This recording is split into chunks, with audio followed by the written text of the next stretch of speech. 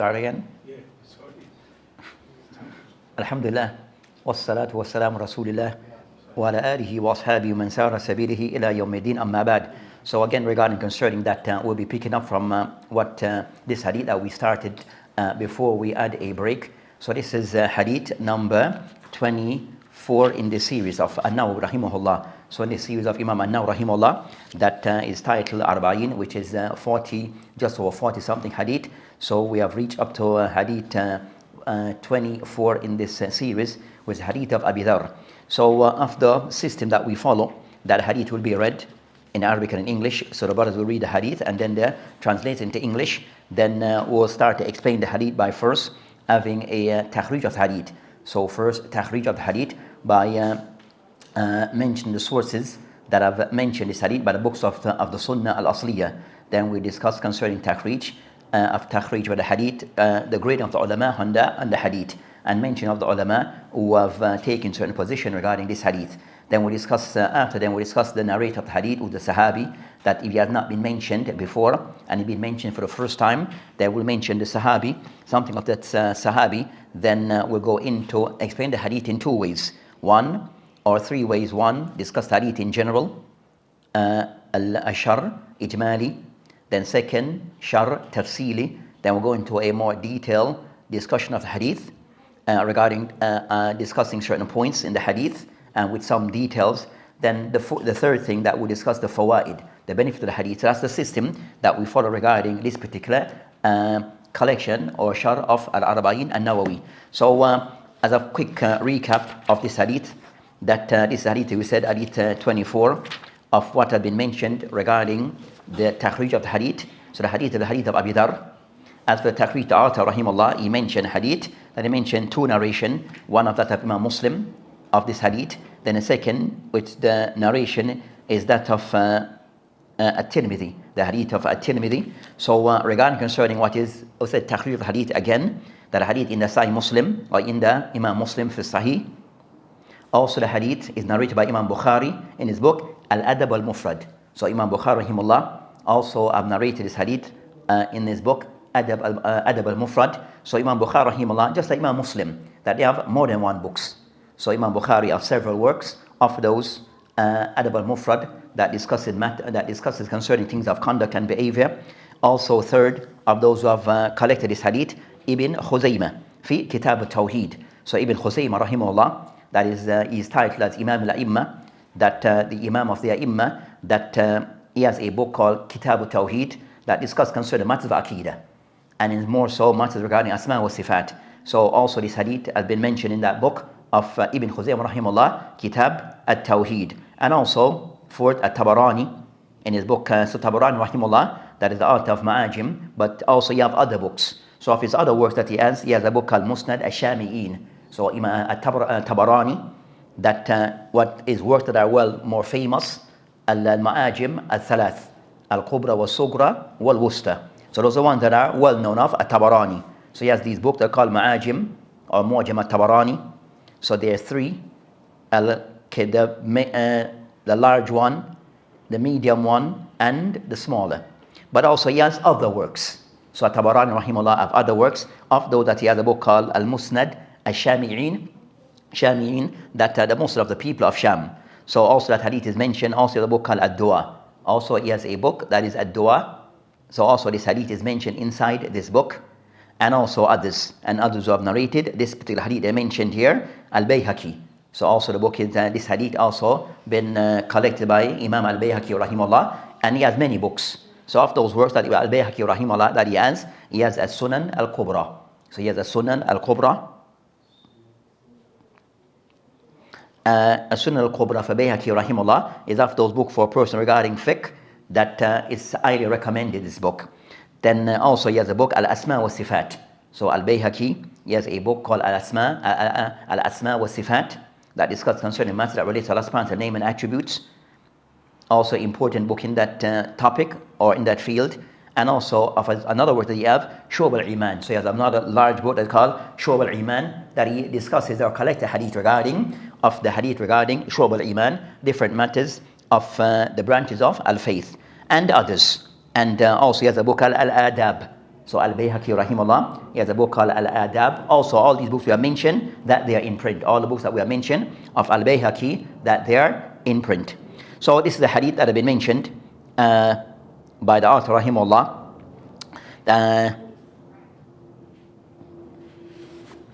So we have one narration of, so that's the hadith in general. Then the next thing that we'll discuss regarding takhrij of the hadith.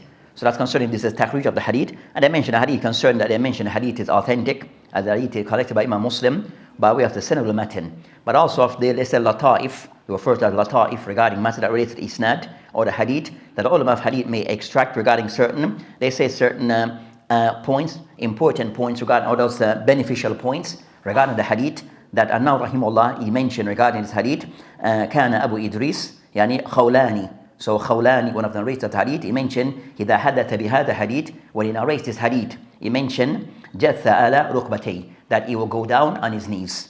So the form of showing importance of the hadith, that he will go down on his knees. They mentioned هذا hadith sahih, that hadith is also, it is authentic. Then he mentioned that rawina في صحيح مسلم وغيره, that hadith has been narrated by a Muslim and others. ورجال إسناده, and the رجال إسناده مني, from him, min An-Nawawi rahimahullah, إلى أبي ذر, up until Abi Dharr as-Sahabi وتعالى عنه, he mentioned كلهم دمشقيون, all of them are from Damascus. So all the narrators from the time of Nawawi back are mentioned, all the narrators of this hadith, that they are people of Damascus, that they are all people of Damascus, the people of the city of Damascus, as referred to as today. They mentioned that Abi Dharr rahimahullah, then eventually from the Sahaba, eventually that he settled or lived in Damascus, that he lived in Damascus. So Abi Dharr rahimahullah, that also live in Damascus. Then I mentioned the that's of the lataif of the hadith, where all the narrators in the hadith, that they are from this city. So they mentioned that they call al-musalsal, those hadith that are musalsal, ever continuous. There are certain things regarding hadith that is continuous, and of this, that all the narrators are from that city, or been through that city of Damascus. Then the next thing regarding this hadith, so the hadith authentic, they said matan wa sanad al-matan. The next of those things that we will normally discuss is the virtue of this hadith. So what has been said by the virtue of this hadith. But before we go to the virtue of this hadith, at this point, before we forget, that as we mentioned in Al-Arba'in Nawawi, that with this hadith, we discuss that is said the hadith al-Qudsi. I will remind me to mention that point after this, before we start discussing hadith al-Qudsi. But back to what we mentioned as the benefit of the hadith. I mentioned what have been said, or the praise of the ulama regarding this hadith. So what have been said, hamiyat hadha hadith, the importance the ulama have given, or things that have been said of importance regarding this particular hadith. And now rahimahullah, that as we mentioned, as I said regarding that, of the importance of the hadith, that Abi Khawlan, that whenever he narrates this hadith, that he will go down into on his knees. He will go down on his knees. So he showed the importance of the hadith. Also, they mentioned that this hadith, as mentioned by An-Nawawi rahimahullah and others, that mentioned ما اشتملت هذا حديث اشتملت عليه من البيان للقواعد العظيمة, that this hadith, it comprises of bayan, clarifying of the qawaid azima, important principles, في أصول الدين, in matters that relates to the usul of the deen, and matters of the furu', or matters of other matters of ahkam, and well adab. Also this hadith consists of benefits relating to things of adab, and also things that relate to lata'if al-qulub, and things that relates to the softening of the heart. So this hadith it covers all those things. Bayan qawahid azima fi usul al-din, and other matters. Also things that relates to adab, also things that relates to the softening of the heart. So this hadith consists of all these things.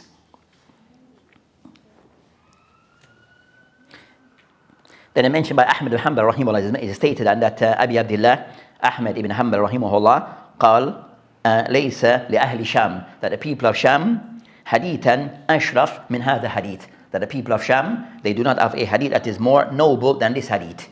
So the people of Sham, regarding hadith of high status that they have, is this hadith being one of those hadith. So as I said, that says Abu Idris Khawlani. So Abu Idris al-Khawlani, as we have mentioned his name as Abu Khawlani, it is Abu Idris al-Khawlani. Then also they mentioned that Juradani, so Juradani, he stated, هو حديث عظيم عليه مدار الإسلام. So of the ulama who have mentioned that this the hadith is an important hadith because it consists of that Islam, it revolves around this hadith. Islam revolves around this particular hadith. And Jordani, of those also have explained Arba'in. So Jordani, of those who have explained Al-Arba'in and Nawawi. So that's concerning what have been stated by the ulama regarding the importance of this hadith and the status of this hadith. The next matter regarding this particular hadith that have been mentioned. So the next matter regarding this hadith,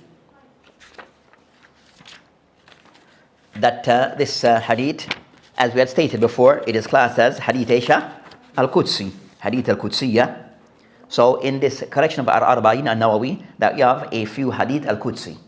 So this being the first of those Hadith Al-Qudsi. So the first of those Hadith Al-Qudsi that is mentioned in this collection of Al-Arba'in and Nawawi, that this is Hadith, this one is the first. And also you have about two others that are mentioned. So over around three Hadith or three Ahadith that are said to be Hadith Al-Qudsi that is mentioned in this collection.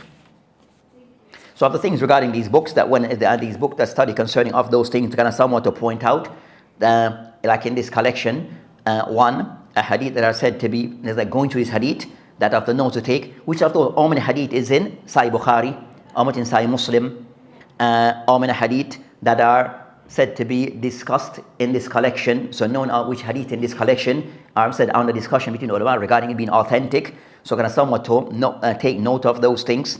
Also as mentioned here, Hadith Al-Qudsi, which hadith is said to be Al-Qudsi. So we have this hadith, Abi Dharr, another of those hadith which is said to be Hadith Al-Qudsi in this collection, which would be Hadith 37, or the hadith of Ibn Abbas. So the hadith number 37, the hadith of Ibn Abbas, also said to be Hadith Al-Qudsi, that I mentioned, and Rasul alayhi salam, فيما يروي عن ربه تبارك وتعالى, that I mentioned, in Allah كتب إحسان وسيئة, that Allah subhanahu wa ta'ala have written things of good and evil. Hadith to be discussed. So Hadith 37 is also, we said about 37, a Hadith Al-Qudsi, and also Hadith Al-Anas, which is the last Hadith in this collection.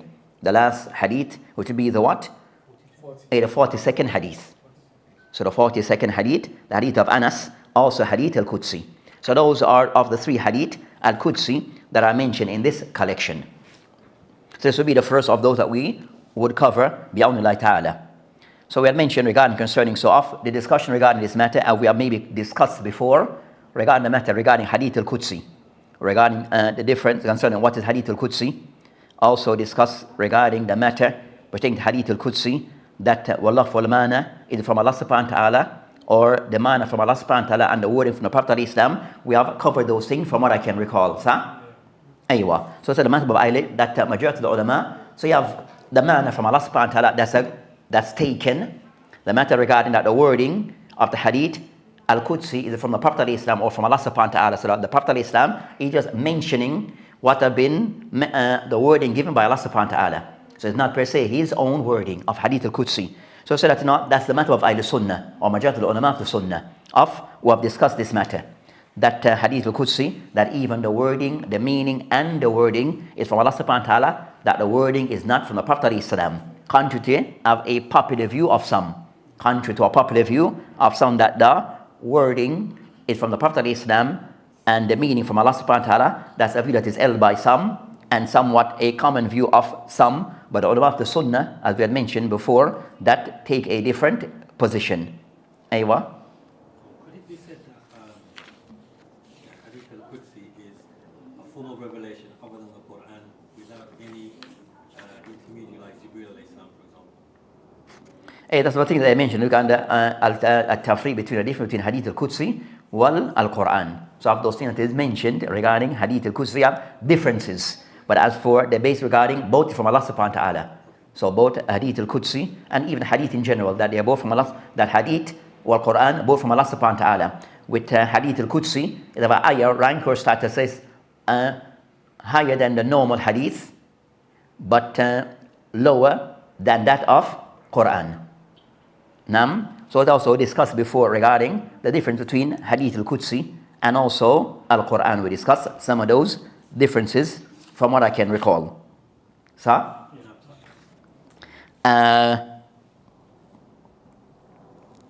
so regarding concern this hadith, that so said that the mawdu' of this hadith, that has been mentioned by the author rahimahullah, as from the hadith that have been somewhat concerned to know, hurmat al-zulm. So the general theme and message of this hadith is the impermissibility of zulm.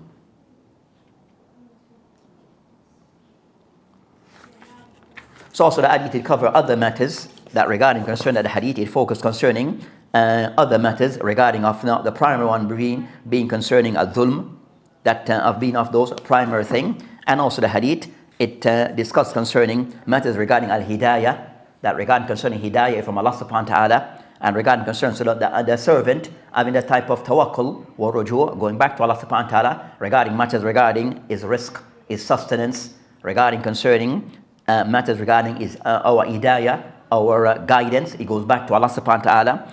That also matters regarding al-istighfar, that to go back to Allah subhanahu wa ta'ala, and that also that we are serving, that we fall short. That I mentioned, Ya ibadi innakum tuqti'un bil-layl wa nahar. So part of the hadith mentioned that as you the servant, that you make errors, you're going to fall short. Now, meaning that you will have sins that you fall into during the day and during the night. So, but one knowing that he goes back to Allah subhanahu wa ta'ala. So that matter it shows regarding, as you remember, that we are not perfect. So it's shown that we are not perfect. We will make errors. But when those errors occur, that we go back to Allah subhanahu wa ta'ala. So, and also show regarding concern that that Allah subhanahu wa ta'ala regarding so those matters that are to be discussed regarding this hadith. So with that, inshallah ta'ala, we'll go into so Abi Dharr. I think we discussed Abi Dharr before also. So we'll go into Ashar Ijmali. So the meaning of the hadith, the basic meaning of the hadith, or the general meaning of the hadith.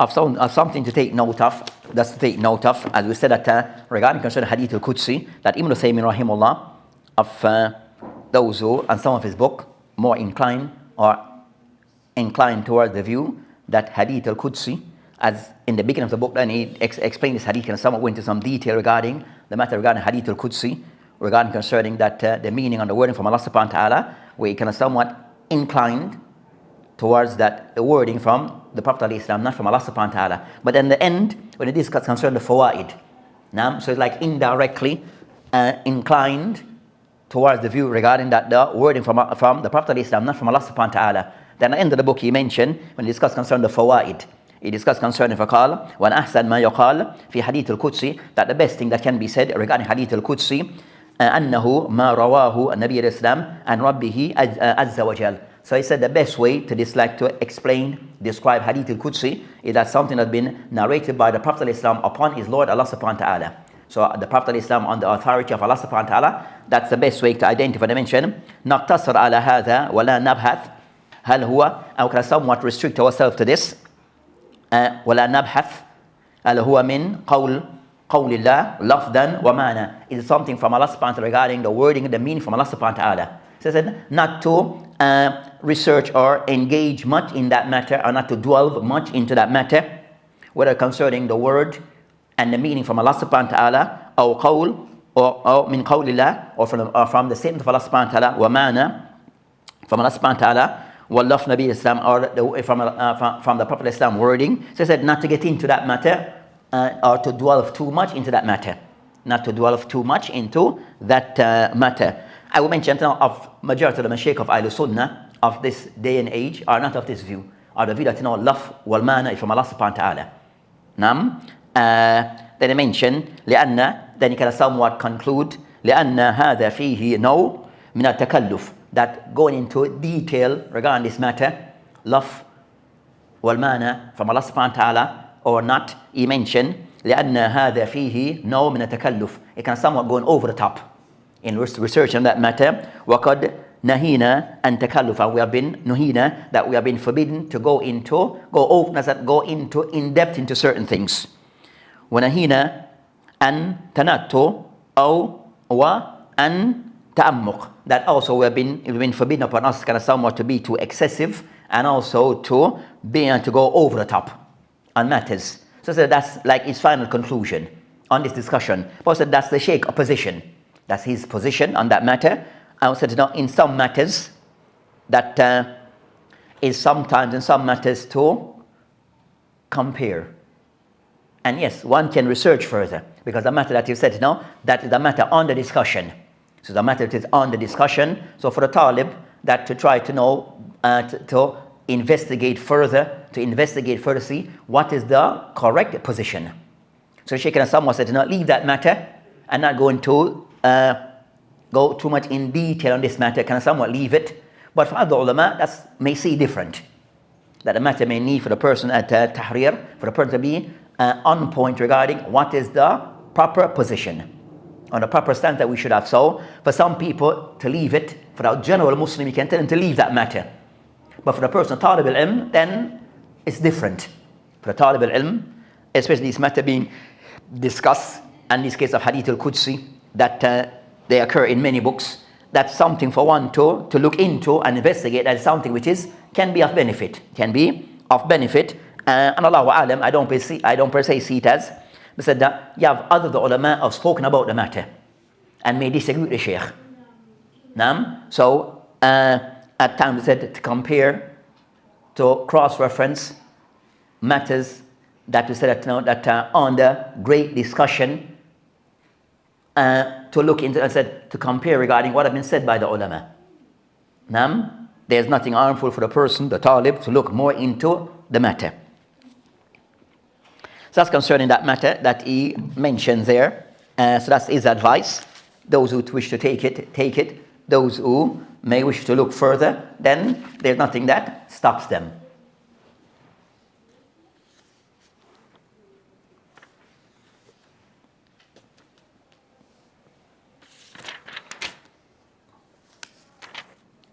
So the general meaning of the hadith concerning the general meaning of the hadith. So back regarding the general meaning of the hadith, that is hadith kind of somewhat of the benefit or the general meaning of the hadith that it will cover regarding تحريم الظلم, that even Allah subhanahu wa ta'ala made dhulm upon himself haram, then also upon his servant, not for them to oppress and to wrong each other.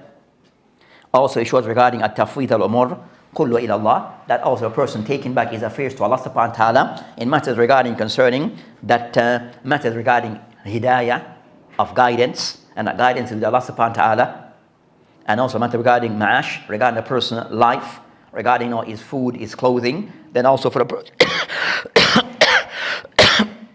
one also in those matters to go back to Allah subhanahu wa ta'ala regarding our provision, and also regarding that that servant, that al-istighfar, that when we fall short and fall into sin, that us to go back to Allah subhanahu wa ta'ala by making al-istighfar.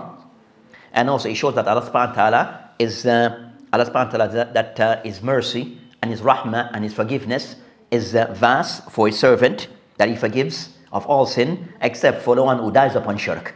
So all sins are forgivable, even shirk, while a person is alive. And if he makes tawbah, Allah subhanahu wa ta'ala will forgive. But after that, then things change. Then I mentioned ithbat irada al-abd wa ikhtiyaru, and also regarding that the hadith also shows regarding affirming to Allah subhanahu wa ta'ala regarding concerning affirming to the servant regarding al-ikhtiyar wal irada, that also the servant that he has irada for his own will. So the servant also have his own will and also make his own choices. So the person, Allah subhanahu wa ta'ala have granted this upon his servant, something that has been granted from Allah subhanahu wa ta'ala to his servant, with a person that he has a degree of free will. So I said a degree of free will for the servant within human capacity, and also that of the creation capacity, and also ikhtiyar, and also the ability to make choices. So Allah subhanahu wa ta'ala have given human and some of his creatures the ability to make choices. And they are ins wal jinn. So regarding the ins wal jinn, that they have with them. So to show regarding that, in contrary to the view of the people concerning that, concerning of those who al-Jabariyah, who go over the top on this matter. So of those concerning Jabariyah, who goes over the top on this matter. So those are the things that are mentioned in this hadith regarding of the general meaning of this hadith.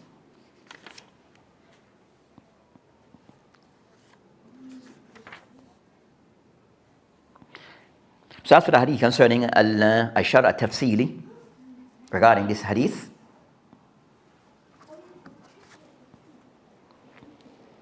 that the hadith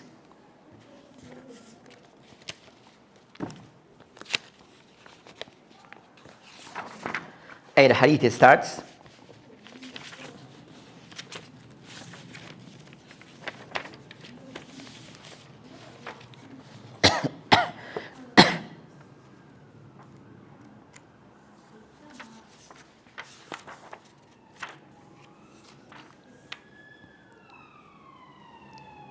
يا عبادي إني حرمت الظلم على نفسي وجعلته بينكم محرما فلا تظالموا. That's the first of the sentence in this hadith. So from this sentence, there's a few things that can be taken. So few points that can be taken from that sentence. So they mention Ya Ibadi. So the ulama mentioned regarding Allah subhanahu wa ta'ala addressing concerning Ya Ibadi. So this Ya Ibadi na and nida regarding Allah subhanahu wa ta'ala addressing his servants. So that's not mentioned Ya Ibadi. In that is that it's a proof regarding Allah subhanahu wa ta'ala, as well as the one who's speaking is Allah subhanahu wa ta'ala. Ithbat as-sawt lillah subhanahu wa ta'ala, kalam lillah. So from this is mentioned Ya Ibadi, it affirmed to Allah subhanahu wa ta'ala, kalam, speech to Allah subhanahu wa ta'ala, and that the speech of Allah subhanahu wa ta'ala, it has sawt wal harf, that it consists of words that can be heard. So that's concerning of the matter of Ahlul Sunnah regarding matters pertaining to this. So our next matter that discussed concerning matter that relates to Allah subhanahu wa ta'ala mentioned, Ya ibadi inni haramtu al-dhulma ala nafsi. Then said, inni haramtu al-dhulma ala nafsi. So an-nafs, regarding concerning the ulama, also discussed regarding concerning of the matter regarding Allah subhanahu wa ta'ala's as-sifat, regarding an-nafs of the sifat of Allah subhanahu wa ta'ala. Discuss concerning that, so you have that matter regarding ithbat lillahi subhanahu wa ta'ala an-nafs.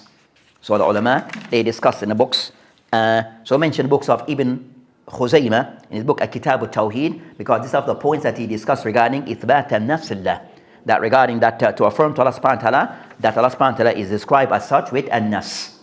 So this and that's concerning the matter of Ahlul Sunnah, that affirming to Allah subhanahu wa ta'ala that Allah subhanahu wa ta'ala is described with an-nafs.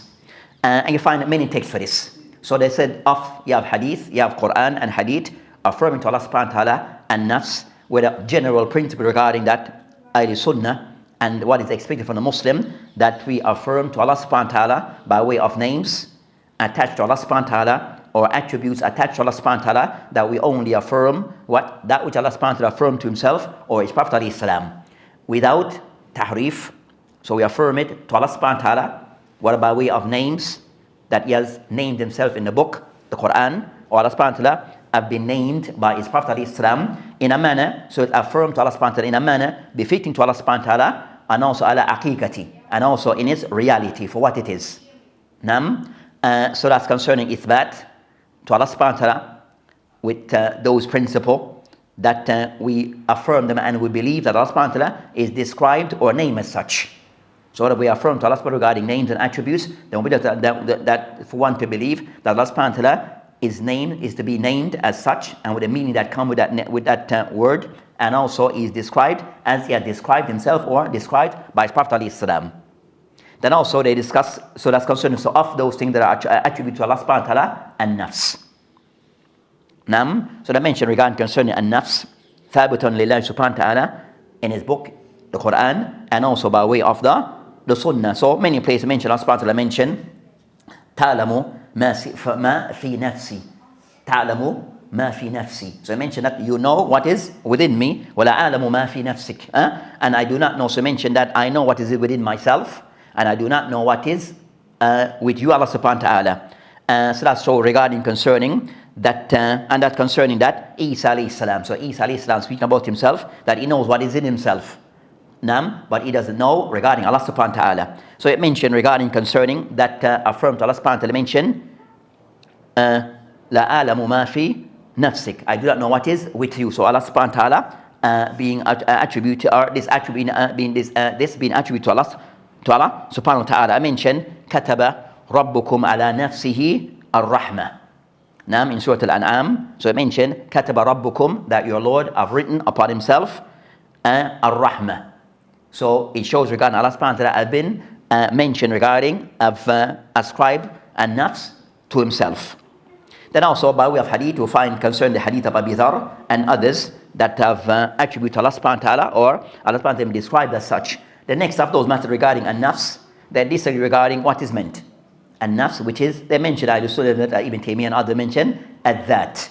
So regarding concerning that an-nafs, going back to Allah subhanahu wa ta'ala, regarding Allah subhanahu wa ta'ala, that. So not per se a sifa like yad or and the likes. So it is go back to Allah subhanahu wa ta'ala, that sifat, dhatiyya.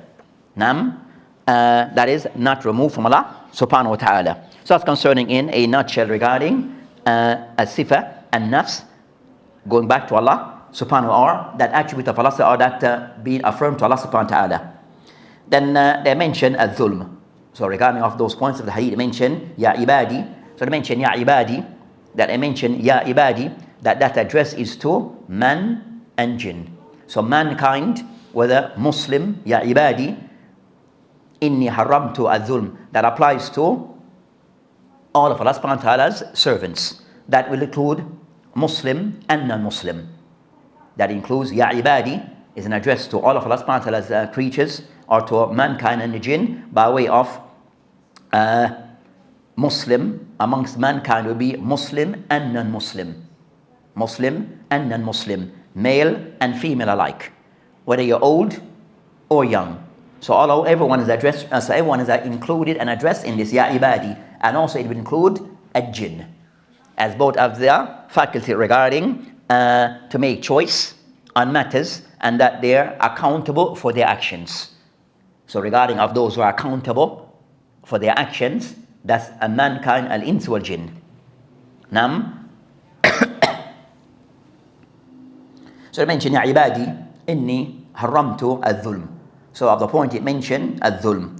So it mentioned that also in hadith kind of somewhat it shows that the address is to mankind and jinn, where it mentioned ya ibadi, that it mentions Ya ibadi, law anna awlakum wa akhirakum wa insukum wa jinnukum. Now, so it shows that the address of Ya ibadi, that in the hadith later on, in other, that it shows that the address is to, as I mentioned, awlakum wa akhirakum. So from the first of mine to the last, that I mentioned, insukum wa jinnukum, that man and jinn. So they are the ones that are being addressed in this hadith regarding these things that are being mentioned. So I said that at times the hadith will explain itself. The hadith will explain itself. For other hadith, the hadith with different, with a slight difference in wording might also explain certain things. So this hadith at times will explain itself. Then I mentioned haramtu al-dhulm. So of those things Allah subhanahu wa ta'ala made haram upon himself. So something Allah subhanahu wa ta'ala made haram upon himself regarding al-dhulm. So Allah subhanahu wa ta'ala is free from dhulm. Allah subhanahu wa ta'ala is free from dhulm. So of those things that Allah subhanahu wa ta'ala is to be negated from Allah subhanahu wa ta'ala, al-dhulm. We are not, it's haram to ascribe to Allah subhanahu wa ta'ala al-dhulm. Nam. So I'll mention that, so as matter concerned, that matters regarding of certain things that is affirmed to Allah subhanahu wa ta'ala. Nam, al-itha, that is ithbat, and also thing which is an-nafi. So things that are removed from Allah subhanahu wa ta'ala. And of those things, al-dhulm. So of those things, that is not attributed to Allah subhanahu wa ta'ala, al-dhulm. And this shows regarding that's what I mentioned in this context to show concern to know that is something not to take lightly. To show that to know it's something that to hold this matter, see that something as something important by not falling into this act of dhulm. So they mention ala nafsi وجعلته تشار وجعلته بينكم محرما فلا تظالموا. So regarding himself, it's haram not to. Then I mention Allah subhanahu wa ta'ala made it between yourself regarding concern that mankind and the jinn, between, or you function between yourselves, muharraman, something which is haram, muharram, fala tuzalimu. So the word muharram, it shows regarding that at times something which is haram, it comes with a word that is clear, haram. So at times something being ruled and judged as being haram, the word haram being used. So the word haram itself being used, indicating that thing is to be avoided. That thing to be avoided. So things being avoided at times become, which is that is direct, as in this case concerning being direct by using the word haram and its derivative. So showing that that thing is something that we should avoid. So they mentioned regarding concern that this matter, the next point regarding this hadith, regarding that, so this hadith showing that dhulm is also forbidden between mankind. Regarding how we function, mankind, they function between themselves, that dhulm is haram. So dhulm, the ulama mentioned that dhulm, that this dhulm by way of mankind is one, dhulm between himself and Allah subhanahu wa ta'ala. Dhulm baynahu wa bayna rabbuhu subhanahu wa ta'ala. So either dhulm that we commit, that is the dhulm between ourselves and Allah subhanahu wa ta'ala. And that dhulm with Allah subhanahu wa ta'ala, al-kufr. So ana kufr asghar or akbar or shirk. So of the dhulm between the servant and his Lord is the servant falling into kufr regarding his Lord, rejecting his Lord subhanahu wa ta'ala. Or falling, so that's concerning or shirk, worshipping other than Allah subhanahu wa ta'ala. That's dhulm lillahi subhanahu wa ta'ala. That's a dhulm upon Allah subhanahu wa ta'ala when the servant he worship, yadu billah, worship something other than Allah subhanahu wa ta'ala or reject Allah subhanahu wa ta'ala. That's a dhulm. Wa adamu dhulm. The second type of dhulm, so that dhulm is completely haram, and the worst that a person can commit regarding dhulm, which is dhulm between Allah subhanahu wa ta'ala, between the servant and his Lord subhanahu wa ta'ala. The second, so from this issue, so the second of dhulm is the dhulm between this one servant to another. One servant to another. Or / one servant to another, and even hayawan. Or those that we live with. So dhulm from one to another, of those that we live with, between the creation. So that concerns that we live that one person to another, one person to the animals, one person even to the environment, as they say today. So that's a form of dhulm that can occur. So it's how we live with others. How we're living with others, where we're not to oppress and wrong others. So I mentioned that type of dhulm, that is the person, I said no, either with others that wrongfully taken off their wealth, unjustly taken off their wealth, or attacking their honor, which would be like their credibility, attacking a person's credibility. And third, so you have amwal, arad, said amwal is wealth, is property. Second we said is arad, which is what? Honor. Is honor. And third is said wealth, property. Keep slipping in my mind. Keeps nafs. Nam dhulm lil nafs. So the person also adjust or abdan, the person's body. So arming the person physically. So those are a form of dhulm. So either by the person's wealth, taking a person's wealth unfairly, unjustly. Second, by way of the person's honor, his credibility, attacking the person unjustly and unfairly regarding that, trying to defame that person or attack the person's honor. And third,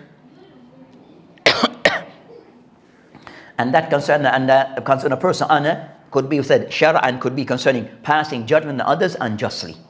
So passing judgment on a person unjustly regarding at-tabdi' wa tafsiq and the likes. Then the person, that's arad, and the third we mentioned abdan, the person abdan, which would be the person's body physically. So attacking a person physically, then that also is a form of dhulm. So dhulm regarding individuals can occur in those three ways. With others, those three ways. So and then the third, dhulm.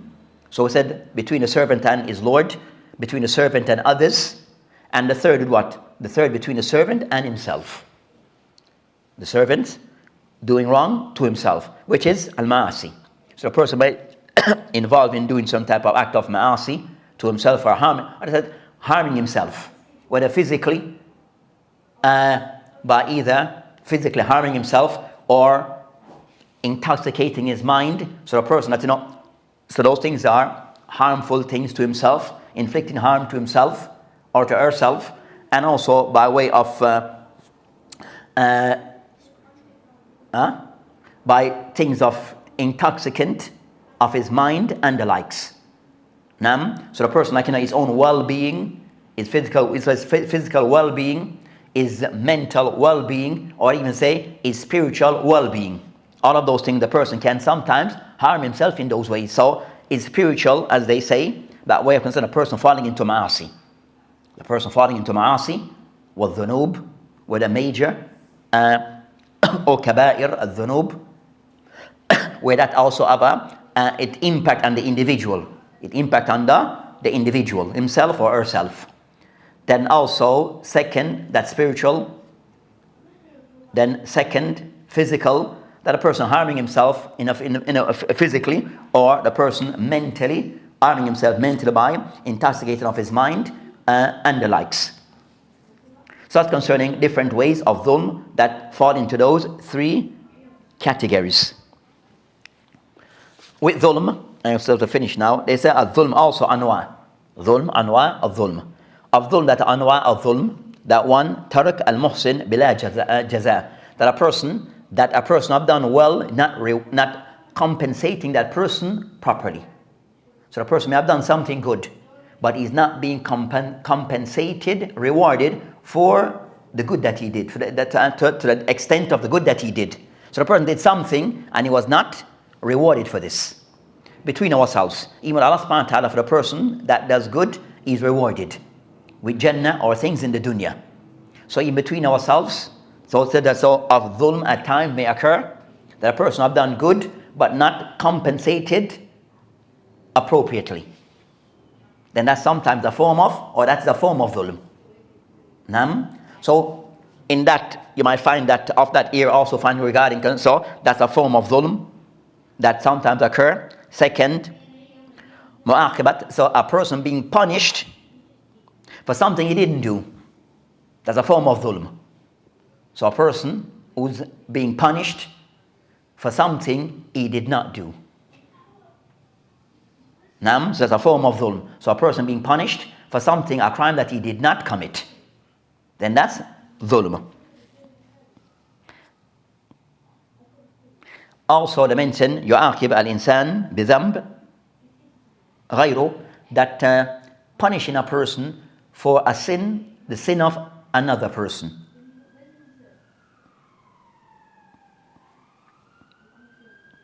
So the person being punished for a sin that was done by someone else.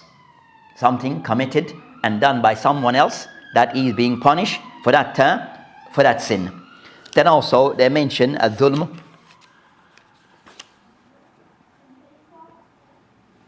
that they mention an yahkum bayna an-nas bighayri qist, or adl, that not a person for another form of dhulm is a person not judging the people, not judging between the people in a just way, not being fair. So a person that judging between others but not judging between them in a fair way and a balanced way. So that's a form of dhulm. So dhulm may fall into one of those three or four those categories regarding that dhulm occurring at times, a person not being compensated as he should, at times a person being punished for something had nothing to do with him, or someone else did the thing but you're still punishing him knowingly. And at times regarding that dhulm, the person that when judging between others is not fair. He's not fair, he's biased. Or the system of how he's judging is not the system to be used. So that's concerning different ways or anwa, categories of dhulm.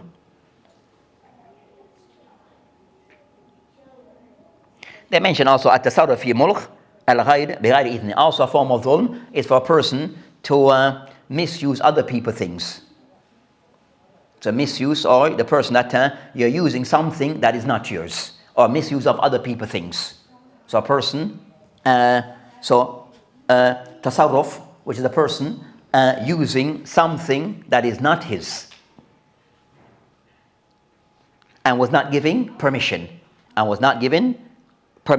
So those concerns now ways of al-dhulm. So I said there, of those who have discussed the book, and I've gone into some of these details, it's going to somewhat so that we ourselves, that we are mindful of the different ways of falling into dhulm, so we can avoid this.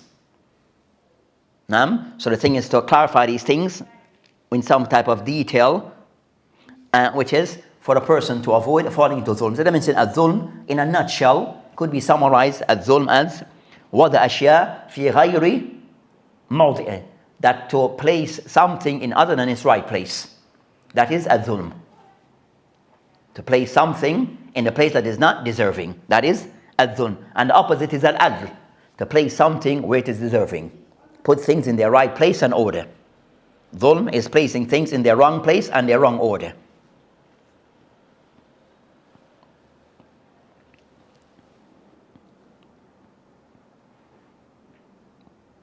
So inshallah we'll stop there at that point and continue next week, bidnillahi ta'ala. So because normally we'll start at 5:30, right, record? We usually start at 5:30 till 6:30, but because of the salat time now is a bit later, so we start immediately after. We try to start immediately after salah. So technically we might start around 6 o'clock for now, until the time somewhat changes. So technically we start after salah until. So that's concerning the session for today. Inshallah ta'ala we'll continue regarding other points. Wabillahi ta'ala